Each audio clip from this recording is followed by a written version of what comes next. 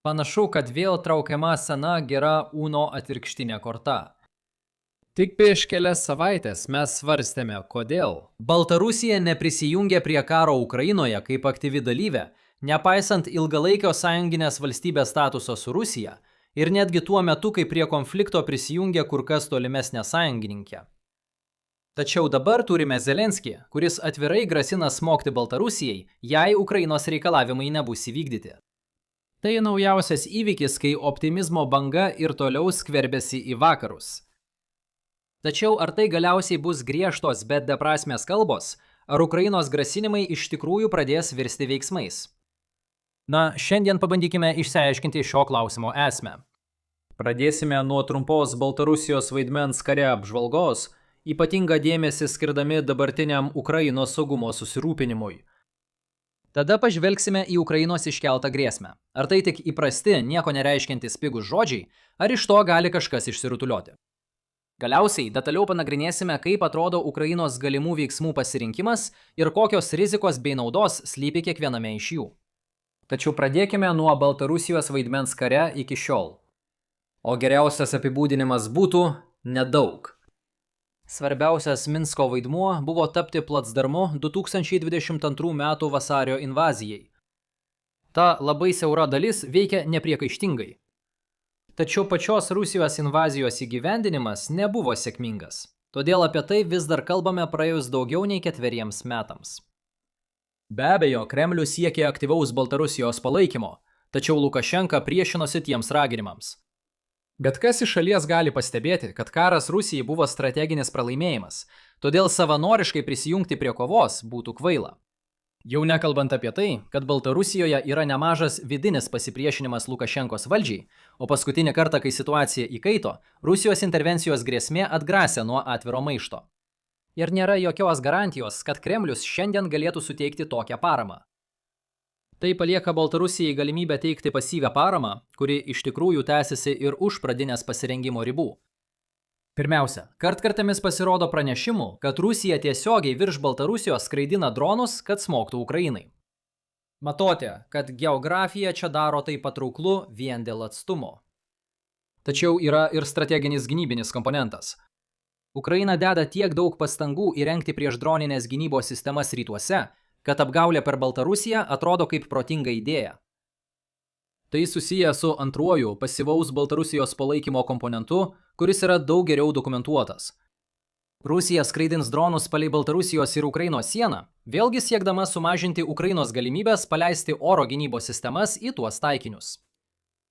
Tačiau galbūt svarbiausias Baltarusijos palaikymo vaidmuo yra teikti navigacijos ir ugnies koregavimo informaciją. Iš esmės, Rusija gali įrengti daugybę retransliacijos stočių Baltarusijos teritorijoje. Tos stotis gali bendrauti su Rusijos dronais, kai jie skrenda į Ukrainą ir aplink ją, taip išplėsdamos ryšio nuotolį arčiau galutinių taikinių. Jos taip pat gali padėti Rusijos dronams, kurie yra užblokuojami ir įskrenda į Baltarusiją, kad atgautų orientaciją ir grįžtų atgal į Ukrainą. Už karinės sferos ribų Baltarusija padėjo Rusijai perdirbant naftą, tiek gamindama benziną Rusijos vidaus rinkai, tiek dyzeliną Rusijos karo mašinai. Apie 2022 metus šis sakinys būtų atrodęs kvailas. Tačiau dėl niekada nesibaigiančių Ukrainos smūgių Rusijos naftos perdirbimo gamykloms tai dabar tapo gyvenimo realybė.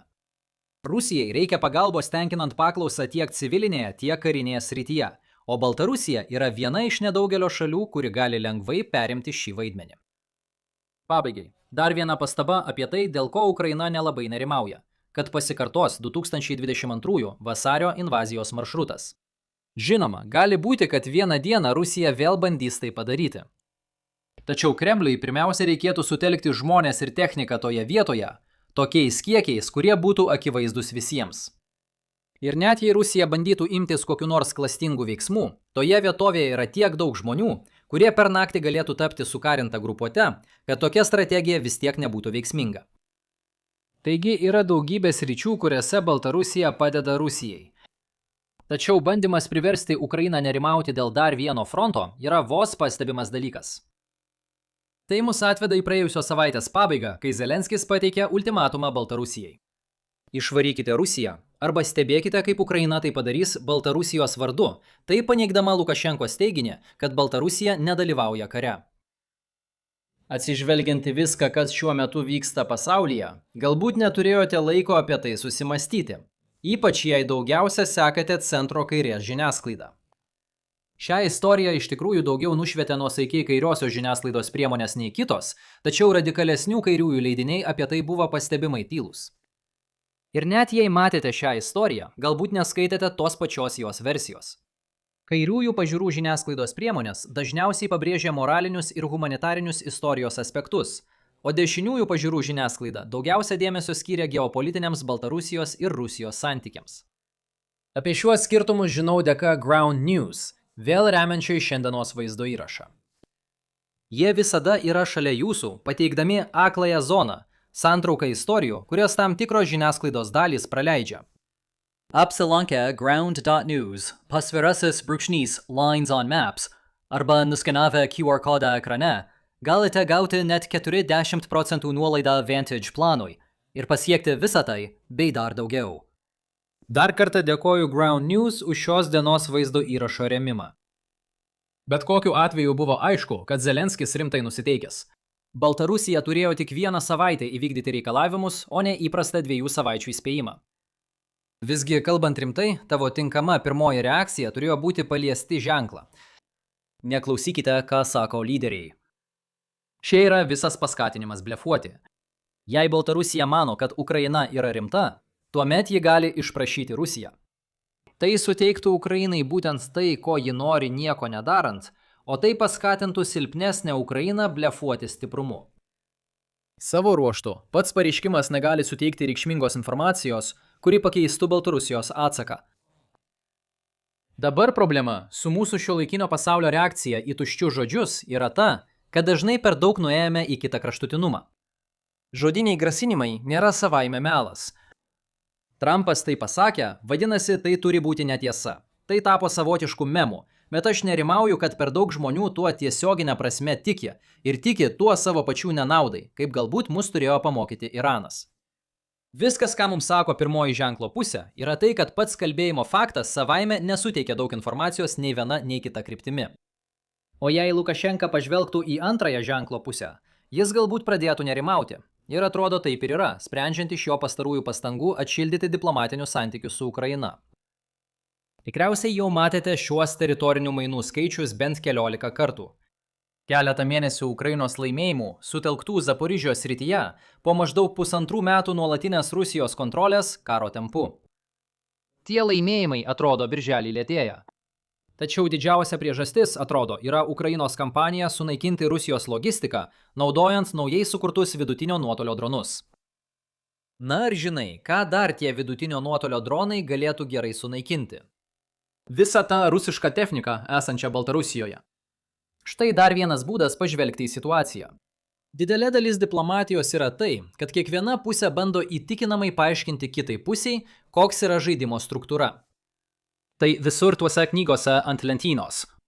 1001 metu žavių ir skausmingai nuobodžių pokalbių apie galimybes ir politinius rūpesčius, kuriuos turi kiekvienas varžovas diplomatas.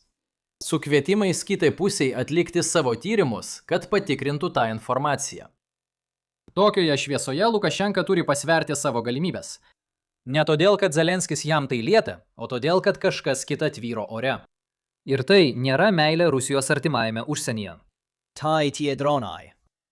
O Lukašenkos sprendimas priklauso nuo to, ko jis tikisi, jei nepaklus Zelenskio reikalavimui. Na, kitas klausimas. Ką Ukraina iš tikrųjų galėtų čia padaryti? Tie vidutinio nuotolio dronai leidžia manyti, kad ataka prieš Baltarusiją yra reali. Tačiau jie vis tiek negarantuoja, kad Ukraina norės imtis veiksmų. Tai kas nutiks, jei Baltarusija išbandys Ukrainos blefą? Čia yra 3 aiškios galimybės. Viena iš jų – atsilošti ir nieko nedaryti. Antras variantas – pradėti smūgius Rusijos taikiniams. Trečias variantas – įtraukti Baltarusijos naftos infrastruktūrą į sąrašą. Pirmas variantas yra pagrindas palyginimui, todėl daug ką pridėti neturiu, išskyrus tai, kad įmanoma, jog Zelenskio pirminiai komentarai buvo grynas blefas. Tuo pačiu metu Ukrainos žvalgyba teigia, kad Rusija kaupia įrangą, kad panaudotų Baltarusiją kaip priekinę bazę naujai dronų atakų bangai. Todėl tai dar vienas argumentas prieš gryno blefo teoriją. Pažymėtina, kad dalis šio teiginio remiasi Baltarusijos pareiškimu, jog Ukraina ruošiasi atakoms prieš Baltarusiją. Todėl visa tai gauna savotišką prevencinio karo atspalvį. Atsiprašau, jei paskutinis sakinys jūs šiek tiek sutrikdė. Pereikime prie trečio varianto. Naftos infrastruktūros atakos būtų įdomios. Naftos produktai tikrai yra dvejopo naudojimo. Tačiau sunku teigti, kad Baltarusija kariniu požiūriu prisideda prie Rusijos karo veiksmų per naftos prekybą. Bent jau pagal tarptautinius šios srities standartus. Taip pat sunku įsivaizduoti, kaip Ukraina galėtų išvengti civilių aukų, smogdama naftos infrastruktūrai. Tada Baltarusija būtų pasirengusi imtis atsakomųjų veiksmų. Iš esmės, Baltarusija turėjo visas priežastis vengti tapti aktyvia karo dalyve. Tačiau Ukraina vis tiek ją įtrauktų. Vienintelis būdas, kad tai veiktų, yra jei Baltarusija kažkaip būtų itin nenorinti įsitraukti į karą, bet kartu turėtų politinę galią ryžtingai pasipriešinti ir priversti Rusiją pasitraukti iš šalies. Ir nors esu tikras, kad Kyjivui būtų juokinga, jei Rusijai tektų dar labiau išsklaidyti savo oro gynybą pačioje Rusijoje, manau, kad tai neverta to, jog Baltarusija sutelktų dalį savo pajėgų prieš Ukrainą. Kad turėtumėte šiek tiek konteksto, Ukraina importuoja žalią naftą iš Azerbaidžano ir Kazachstano. Ir svarbios naujienos, Ukraina naudojo naftą savo karo mašinai. Įsivaizduokite, jei vieną dieną Rusija nuspręstų smogti jų naftos infrastruktūrai. Ar jie tiesiog sėdėtų ir nieko nedarytų? O kaip Graikija, Lenkija, Lietuva ir Turkija, kurios importuoja naftos produktus į Ukrainą? Ar jie taip pat priimtų tai pasyviai? Tikrai ne, reaguodami į atvirą puolimą. Tai yra 5 straipsnio teritorija. Galbūt slapta ataka, nes tokie dalykai tikriausiai jau vyksta. Karas pilnas nešvarių paslapčių, ar ne? Iš tikrųjų, tai Ukrainai siūlo geresnę alternatyvą čia. Jūs jau esate dirbęs su Baltarusijos pasipriešinimu anksčiau. Kodėl vėlgi nesusibendradarbiauti su jais dėl naujų taikinių? Tinkamai, Zelenskis gegužės pabaigoje susitiko su ištremta Baltarusijos opozicijos lyderė, kuri garsėja tuo, kad pasirodo netikėtose vietose. Grįžtant prie atvirosios pusės, čia yra vidurys. Apriboti smūgius tik Rusijos kariniams taikiniams. Tai turi daugiau potencialo, nes neaišku, ar Lukašenka iš tikrųjų patenkintas dabartinė tvarka. Baltarusija buvo kariniu požiūriu susieta su Rusija nuo pat Sovietų Sąjungos žlugimo. Tačiau tradiciškai motyvacija buvo priešinga. Bet kokios karinės grėsmės Rusijai pirmiausia turėtų pereiti per Baltarusiją, todėl Minskas galėjo pasinaudoti Maskvos apsaugą, nes Rusijos kariuomeniai būtų naudingiau susidurti su priešininkais Baltarusijoje, o ne prie Rusijos sienų. Priešingai, šiuo atveju Rusija naudoja Baltarusiją kaip priekinę operacijų bazę puolimui prieš Ukrainą. Tai gali paversti Minską nenuosekliu sąjungininku. Džiaugiasi dalyvaudamas, kai karas klostosi puikiai, bet staiga tampa skeptiškas, kai reikalai nebe tokie geri. Na, reikalai nebe tokie geri. Taigi, Ukraina čia turi daug privalumų. Geriausiu atveju tai įtempia sąjunginės valstybės santykius, o Rusija išveda savo pajėgas iš Baltarusijos. Realistiškesniu atveju įtampa priverčia Kremlių pasiūlyti daugiau Minskui, kad išlaikytų santykius. Tai vis tiek yra pergalė Ukrainai. Geriau, kad milijonus dolerių kontroliuotų Lukašenka, o ne Kremlius. Blogiausiu atveju, jei Baltarusija visiškai nenori gintis, Rusija ir toliau valdo sistemas šalies viduje. Tačiau dabar ji turi apsaugoti tas sistemas nuo Ukrainos dronų.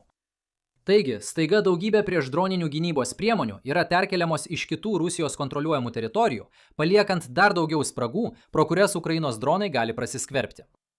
Tai taip pat atitinka esamas normas dėl trečiųjų šalių įsikišimo į šį konfliktą. NATO šalis neleidžia Ukrainai skraidinti dronų virš savo teritorijos. Artimiausia, ką galima pamatyti, yra tai, kad Rusija tyčia trukdo Ukrainos dronams, kad šie sudužtų NATO teritorijoje kaip provokacija. NATO net nestato priešdroninių gynybos sistemų Ukrainoje, nors daugelis Rusijos orlaivių jau yra pažeidę NATO sienas. Netgi NATO kartais stebėjo, kaip Rusijos dronai grįžta atgal į Ukrainą. Pagrindinė NATO strategija šiuo atveju yra išlaikyti atstumą nuo karo ir taip išvengti atviro karinio Rusijos atsako. Šiame kontekste Baltarusija nukrypo nuo tarptautinių normų, todėl tampa teisėtų taikiniu. Ukrainos veiksmai skirti nubausti Baltarusiją ir priversti ją vėl laikytis nustatytų normų. Todėl tikiuosi, kad kažkas čia įvyks, jei Baltarusija neatsakys į ultimatumą. Šalyje yra tiesiog per daug pažeidžiamų taikinių, kurie prieš 6 mėnesius dar nebuvo taip lengvai pasiekiami. Sunku suprasti, kiek Baltarusija iš anksto turi veiksmų laisvės visame tame. Jeigu Lukašenka nemoka pasakyti ne Putinui, tuomet tai yra tik teorinis klausimas. Tarp Ukrainos ir Baltarusijos nėra jokios darybų problemos. Tai yra tik Ukrainos ir Rusijos konflikto tęsinys. Ir mes visi žinome, kaip puikiai sekėsi bandymai įspręsti tą konfliktą. Tačiau visi grasinimai gali vienas kitą panaikinti platesnėme lygmenyje. Prisiminkite, tai prasidėjo nuo to, kad Ukraina teigia, jog Rusijos pajėgos grasina smogti Ukrainai. Jie gali likti ten, nepaliesti, o Ukrainos pajėgumai gali atgrasyti nuo tolesnio jų naudojimo. Atsiprašau, jei jūs nuvilia kinetinių veiksmų stoka. Taigi, kokias pagrindinės mintis šiandien įsinešame? Išlieka tikimybė, kad Ukraina gali imtis aktyvių veiksmų smogti Baltarusijai. Ši nuolatinė žiniasklaidos diskusija kilo dėl Zelenskio komentaro, tačiau iš tikrųjų dėmesys turėtų būti sutelktas į Ukrainos vidutinio nuotolio smūgių kampaniją, kuri dabar leidžia įgyvendinti tokią operaciją, nors anksčiau tai nebuvo įmanoma. Ir įtariu, kad galimo smūgio mastas būtų labiau ribotas, nei šiuo metu leidžia manyti Ukrainos grasinimai. Dar kartą dėkoju Ground News už šio dienos vaizdo įrašo rėmimą. Apsilankykite ground.news, _lines on maps, ir gaukite net 40% nuolaidą Vantage planui.